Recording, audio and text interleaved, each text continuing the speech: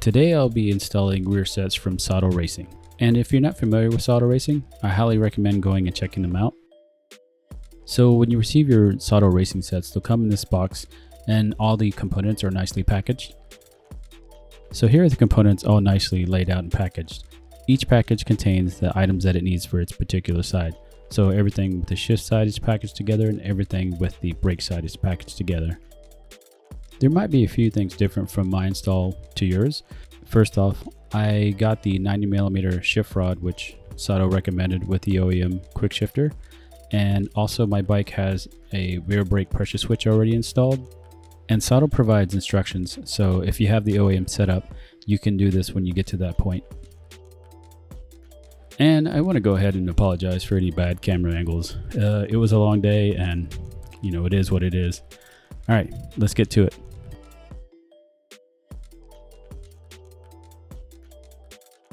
First, I'm going to start by loosening and removing the bolts for the rear master cylinder. Next, I'm going to loosen and remove the bolt for the muffler hanger.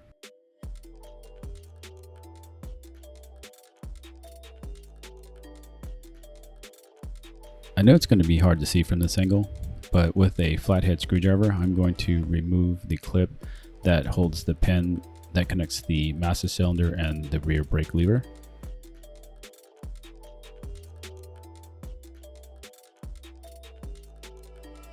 Now I'll remove the pin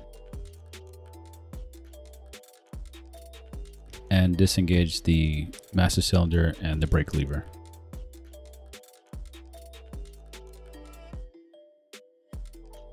Finally, we can loosen and remove the main bolts for the rear sets.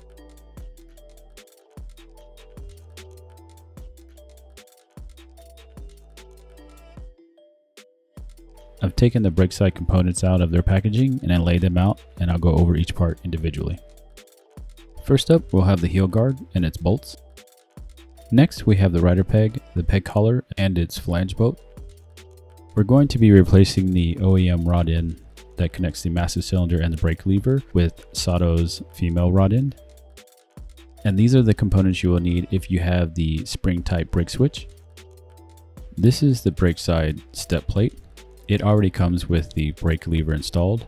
And as you can see, I've already installed the lever tip. So Sato is calling this a master stay. Basically, I'm going to call it an offset collar. This will go behind the step plate. It offsets your master cylinder just a little bit. This is the muffler hanger, and it also comes with a collar. And the thing to note here is that Sato uses the old OEM bushings, bolts that you would use for your old muffler hanger. So if you don't have these, you're going to have to reorder them or find them on eBay. And this is the spring you'll need to use if you're going with the spring light switch. Now we can replace the OEM rod end and install the new female rod end from Sato.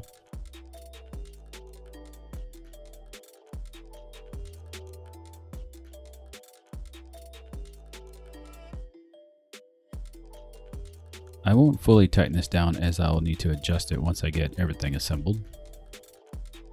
Next, we can install the brake side step plate, and for anything that I don't have to adjust, I'm just going to go ahead and lock it down with red locker. And once we get those hand tightened nice and snug, I'm going to go ahead and torque those down to 22 Newton meters. For the master stay, there's a specific orientation it needs to go in. That's with the connecting bar facing toward the front of the bike. This will go behind the step plate and in between the master cylinder.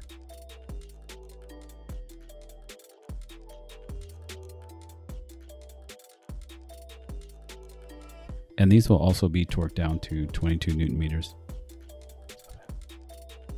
Now we need to connect the master cylinder to the brake lever, and we can do this by installing the bolt and the collar. The collar will go in between the brake lever and the female rod end. Here you can see how the collar is installed. It might seem a little bit loose, but I need to tighten and adjust everything a little bit later. Now we'll install the rider peg with the collar. I'll loosely tighten the bolts as I need to adjust these later. The next item we need to install is the muffler hanger bracket. I'm going to leave this a little loose until I get the OEM grommets and bolts on, and then afterwards I'll tighten it up. With the muffler hanger bracket installed, we can now move on to installing the OEM bolts, washers, and grommet, along with the collar. Now we'll separate the grommets, and the collar is going to go on the backside grommet. It'll just slide right over it.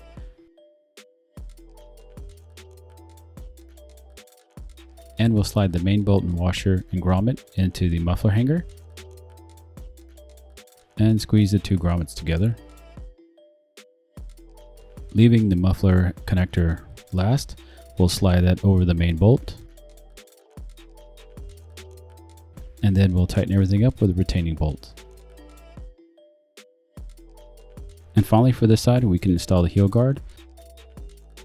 And I'll simply just hand tighten the bolts for now. And at this point, you're done with the brake side install. And later I'll have to go back and tighten everything up after I get things adjusted for my footing.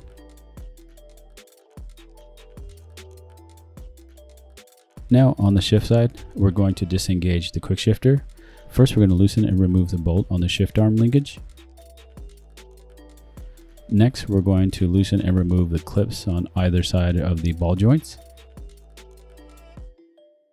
Once the clips are removed from the ball joints, we need to remove the ball joints from their housing.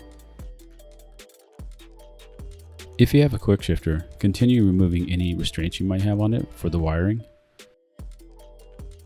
And if you don't have a quick shifter, you can just slide the shift rod out. But if you do have a quick shifter, you're going to have to be mindful of the wire. Make sure you have enough slack so that you can slide it out from the frame. Once the quick shifter is out, you can start to disassemble it now. With the quick shifter removed from the shift linkage, you can now just set it aside. Next, we'll loosen and remove the bolts for the rear set.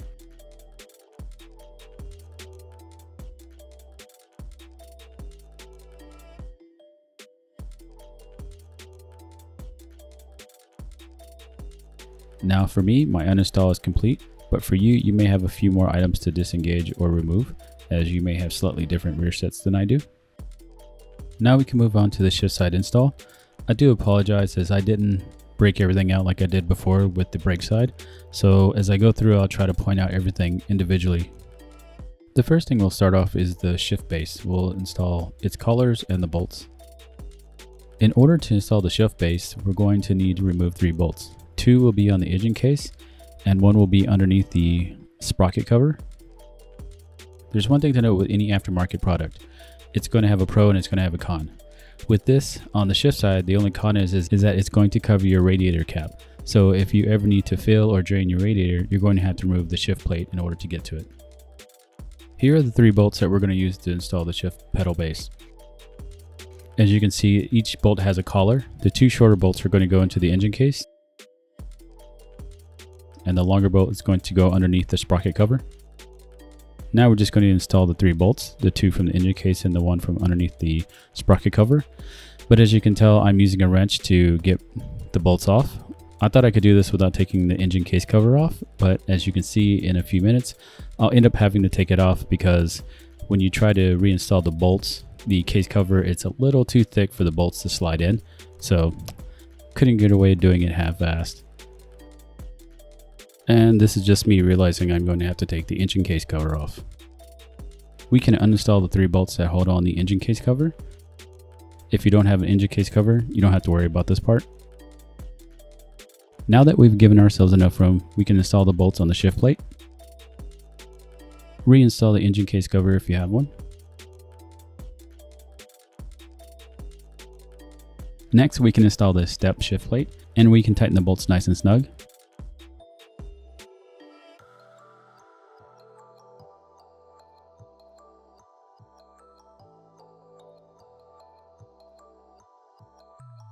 And I'll torque these down to 22 Newton meters. I'm going to loosely install the rider peg as I need to adjust this in a bit for my footing. Now we'll install the heel guards and get the bolts nice and snug.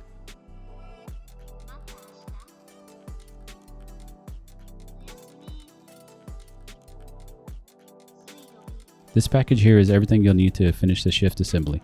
It has a shift pedal, it has a component for the shift rod as well. First, we'll install the shift pedal base, and then we'll torque it down to 22 Newton meters. The remaining items in the package are a shift rod. In case you don't have an OEM quick shifter, you can use this instead. It has a shift pedal, and it has the remaining bolts we'll need to assemble the shift rod with or without a quick shifter. Here I loosely assembled the quick shifter and installed it to the shift arm with its collar. Now I'm going to install the shift lever and tip. Here I'm going to loosely connect the quick shifter assembly to the shift lever.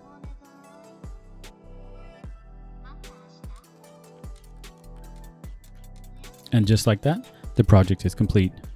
If you're like me, you're going to need to go back and tighten everything down and adjust everything for your footing. Again, I appreciate you watching, and I hope you got something from this DIY video. Make sure you hit that subscribe button and ring the notification bell so you can be notified about any new videos. And if you have any questions, just drop them down below.